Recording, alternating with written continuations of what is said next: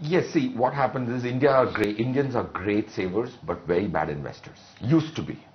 Okay, so still HNI is a very bad investor in India, and I'll give you data to prove that. Of course, I am in the business of HNI wealth management. I'm saying they're very bad, and they're worse off than retail. You look at data of when HNI sold in FY21, where Nifty averaged for the 260 days it opened, averaged at 10,800 in FY21.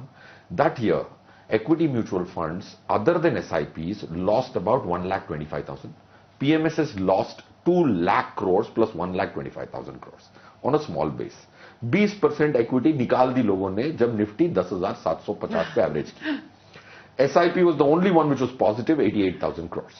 So that's one. And I'm just giving you one data point, but there's any hypothesis has to be tested in different ways to get a significant result. Now coming to whether retail is looking at this as a savings instrument, he is or she is, because they've stopped checking their values. Ask your chauffeur whether he's seen his SIP value, he will tell you, no, I've not seen it for the last 6 months. If that's true, then you are playing on the strength of the Indian DNA. Point one. Point two, I think Indian DNA was designed by the government to be risk-less. Yes. Because India ki fiscal deficit, kaun fund karta? Foreigner was never buying Indian bond. So Indian fiscal deficit for decades had to be funded by Indian households.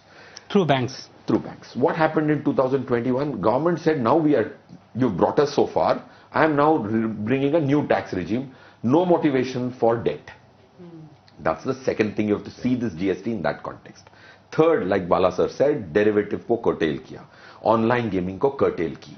Because those are all strategically wrong decisions for an individual. So point is, if you look at all of this and then read the 15 lakh crores which has come in by domestic institutions in the capital markets after FY21, 15 lakh crore domestic institution ने equity market में डाला है.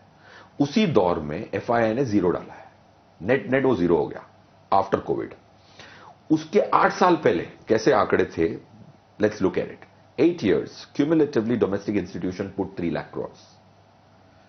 In the subsequent post COVID they put 15 lakh crores.